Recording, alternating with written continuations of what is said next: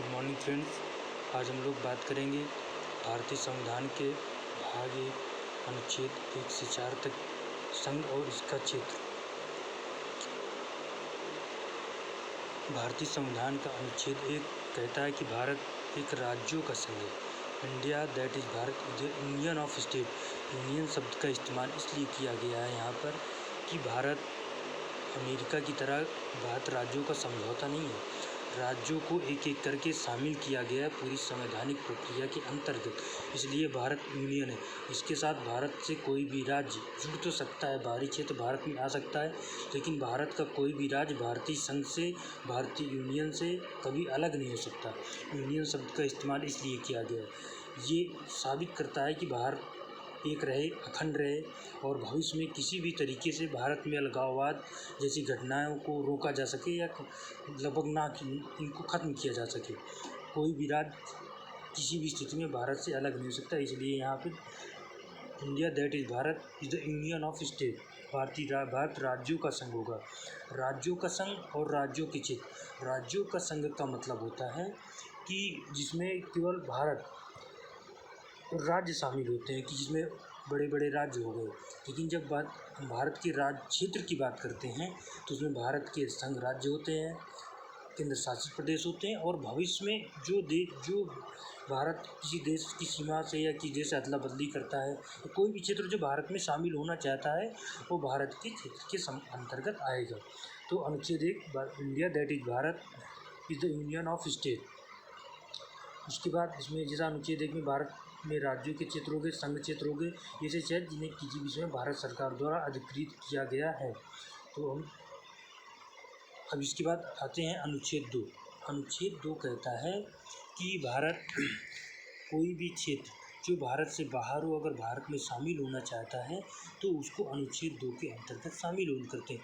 जैसा कि हमने बांग्लादेश से संविधान संशोधन किया, कई क्षेत्र शामिल किए, उसके लगातार कोई न कोई चीज़ सिक्किम में शामिल होता रहा, कोई न कोई राज्य भारत में लगातार शामिल होती रही। तो ये अनुच्छेद 2 के तहत आता है कि हम भारत के बाहर की कोई भी क्षेत्र को भारतीय संघ में शामिल करना चाहते हैं, भारत राज्य का क्षेत्र, भारत का हिस्सा बनाना चाहते हैं, तो इसके लिए हमें अनुच्छेद 2 का प्रयोग करना पड़ेगा।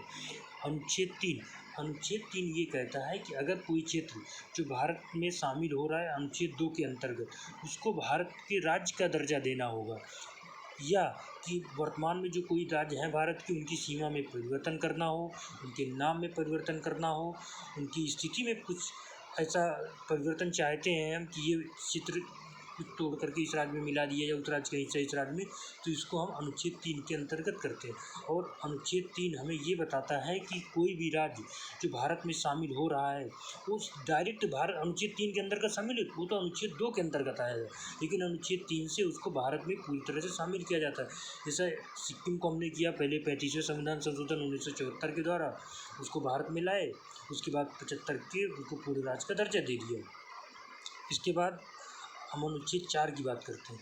अनुच्छेद 4 ये कहता है कि जो भी भारत की सीमा में परिवर्तन होगा, किसी राज्य की सीमा में परिवर्तन होगा या नाम में परिवर्तन होगा, या भारत से कोई भी क्षेत्र हम भारत में जोड़ रहे हैं, या कुछ ऐसी स्थिति आ जाए कि हम भारत से अलग भी कर रहे हैं। कई बार हमने पश्चिम बंगाल का कुछ हिस्सा बांग्लादेश से ट्रांसफ़र किया, बांग्लादेश का कुछ हिस्सा हमने संघीय संस्थान आंदोलन के अंदर कर लिया। तो अगर हम ऐसा कुछ भी करते हैं तो वो वास्तव में संविधान संशोधन नहीं, 368 के अंतर्गत संविधान संशोधन नहीं माना जाएगा। ये कहता है अनुच्छेद 4। इसलिए ऐसा किया गया है ताकि संसद को इतना शक्तिशाली बनाया गया है कि संसद चाहे तो भारत की सीमा में परिवर्तन कर सकती है या नाम बदल सकती है। इसमें राज्यों का उतना प्रभाव ना रहे, इसीलिए इसको संविधान संशोधन नहीं माना गया। जैसा कि अब हमने बहुत सारे राज्य केंद्र शासित राज्य, उसके बाद को हमने भारत में शामिल करा है। सबसे पहले हम बात करेंगे इसका आधार कहाँ से तैयार हुआ। जब देश आज़ाद हुआ तो बहुत सारी देश के सामने समस्याएं खड़ी हुई, नए नए राज्य बनने की मांग शुरू हुई। ऐसा हो गया कि लोग भाषा के आधार पे, धर्म के आधार पे लोग राज्य बनाना चाहते थे। इसमें कई सारी कॉन्फ्लिक्ट पैदा हो गए। ऐसी स्थिति से निपटने के लिए सबसे पहले पंडित जवाहरलाल नेहरू जी ने एक धारा आयोग का गठन किया था। इसके धारा आयोग बना था 1948 में। इसके धारा आयोग ने अपनी कुछ अनुशंसाएं दी थी कि हमें राज्यों को पुनर्गठन भाषाई कारक के बजाय प्रशासनिक सुविधा के अनुसार बनाना चाहिए। लेकिन धारायुग की अनुशंसा सही थी, लेकिन उस समय की स्थितियाँ इतनी ज़्यादा खराब थी कि आंध्र प्रदेश को लेकर के या कई राज्यों को लेकर के भाषा के नाम पर विवाद हो रहा था कि हमें राज्य भाषा की तमिल चाहते थे अलग बन जाए, आंध्र के लोग चाहते थे अलग बन जाए, महाराष्ट्र के लोग मराठी चाहते थे हमारा अलग बन जाए, पश्चिम बंगला वाले चाहते थे हमारा अलग बन जाए। उसके बाद पंजाब में लोग, एक समुदाय विशेष के लोग चाहते थे कि हमारा राज्य धर्म के आधार पर बने, यहाँ पे कोई ना रहे। ऐसी स्थिति से निपटने के लिए फिर उसके बाद पंडित जवाहरलाल नेहरू, सरदार वल्लभ भाई पटेल और साथ में पट्टाभी सीतारामैया जी की अध्यक्षता में एक JPVP समिति का गठन किया गया। इस समिति ने भी ये अनुशंसा की थी कि कोई भी राज्य भाषा के आधार पर गठन नहीं किया जाएगा, लेकिन स्थिति इतनी ज़्यादा खराब हो गई थी कि लगातार धरने, प्रदर्शन, दंगे फसाद होते होते 1953 में भारत सरकार ने सबसे पहले मद्रास के तेलुगु भाषी क्षेत्र को अलग करके एक आंध्र प्रदेश का गठन किया था। इसलिए ऐसा किया था कि यहाँ पे लगातार कांग्रेस की कार्यकर्ता थे, पुट्टी श्री रामुलु, उन्होंने क्या किया, लगातार भूख हड़ताल पे रहे और 56 दिन की भूख हड़ताल के बाद उनकी मृत्यु हो गई।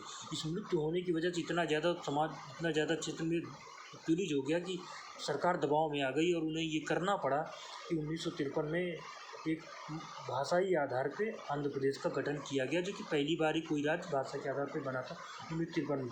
उसके बाद फजल अली आयोग का गठन किया गया। फजल अली आयोग गठन ने भी भाषा के आधार पे धर्म बनाने की बात नहीं की, लेकिन उन्होंने कहा कि ये ठीक है, अगर कुछ हद तक किसी भाषा का प्रभुत्व है उसके आधार पर राज्य गठन किया जाए, लेकिन इसका ये मतलब कहीं से नहीं होगा कि केवल उसी भाषा को जानने वाले लोग ही उस राज्य में रह सकते हैं। इसका मतलब कि एक राज्य एक भाषा का नहीं होगा, भाषा के आधार पर गठन होगा। ठीक है, किसी भाषा को हमने प्राथमिकता दी थी, जैसे कोई बड़ा राज्य है हमने उसको हिंदी भाषी क्षेत्र में कर दिया, लेकिन इसका ये मतलब नहीं कि उसमें केवल हिंदी भाषी क्षेत्र के लोग ही रहेंगे, उसमें दूसरी भाषा के क्षेत्र लोग भी रह सकते हैं। ये साबित करता है कि देश की एकता, देश की अखंडता बनी रहे। तो सबसे पहले उन्हें 4 तरह की किसी राज्य पुनर्गठन के लिए 4 कर, पहले देश की एकता एवं अखंडता सुरक्षित रहे, भाषाई एवं सांस्कृतिक एकरूपता बनी रहे, वित्तीय, आर्थिक और प्रशासनिक सुविधा सुनिश्चित हो सके, और चौथा था प्रत्येक राज्य एवं पूरे देश के लोगों की कल्याण की योजनाओं का संबंध में इसका संवर्धन हो सके। उसके बाद 1956 के बाद नए नए राज्य बनते रहे, जैसा 1960 में महाराष्ट्र बना, 1954 में दादर एवं हवेली को शामिल किया गया, 1961 में गोवा दमन द्वीप बना, उसके बाद पुडुचेरी, कराईकल, माहे, यमन को मिला करके 1962 में, जो कि फ्रांसीसियों के अंडर में था, उनको शामिल करके बनाया गया। नागालैंड 1963 में बनाया गया, हरियाणा, चंडीगढ़, हिमाचल प्रदेश 1966 में बनाया गया, जो कि मणिपुर, त्रिपुरा 1972 में बनाए गए। ये चीज़ें कभी पूछ लेता है कि कब कौन सा राज्य का गठन किया गया, या तो थोड़ा सा ध्यान में रहना चाहिए। 1947 तक सिक्किम राज्य की अगर हम यहाँ बात करें, सिक्किम ब्रिटिश शाही राज्य के चोग्याल वंश एक वहाँ शासन हुआ करता था, उसके अंदर में था। 1947 में ब्रिटिश शासन के समाप्त होने पर सिक्किम को भारत द्वारा एक प्रोटेक्टेड स्टेट, रक्षित राज्य किया गया। भारत सरकार ने इसकी रक्षा, विदेश मामले, संचार का उत्तरदायित्व लिया। 1974 में सिक्किम में मैंने आपको शुरू में बताया ना कि 1974 में सिक्किम में भारत में शामिल होने की इच्छा जताई।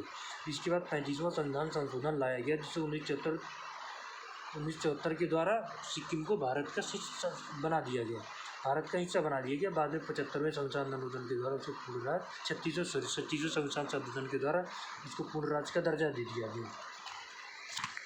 उसके बाद मिजोरम 1987 में मिजोरम, अरुणाचल प्रदेश, गोवा बने।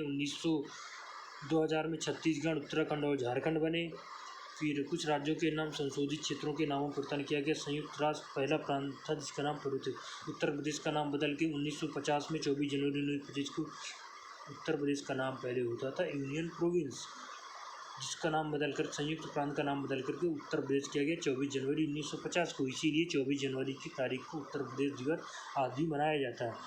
तो उसके बाद लगातार राज्य फिर एक लाख गठन करते रहे, नए राज्य आज भी लगभग देश के कई हिस्सों में, जैसा उत्तर प्रदेश के 2-3 भागों में ये बुंदेलखंड को अलग राज्य बनाने की मांग चल रही, पूर्वी उत्तर प्रदेश को अलग राज्य बनाने की मांग चल रही।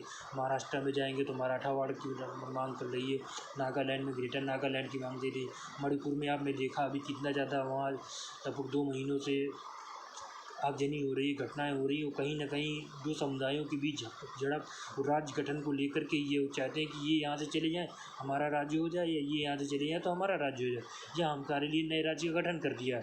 इसलिए कह सकते हैं कि भारतीय संविधान निर्माताओं ने बहुत सोच समझ करके भारत को यूनियन का दर्जा दिया था, ताकि किसी भी स्थिति में कोई भी राज्य भारत से अलग ना हो सके। यही स्थिति है कि लगभग 75 वर्ष स्वतंत्रता के बाद भी हम एक अखंड राज्य बने हुए हैं, लेकिन फिर भी कई दिक्कतें, जैसे जम्मू कश्मीर में तो वहाँ पे उनका अनुच्छेद 370 और धारा 35 को ख़त्म किया गया।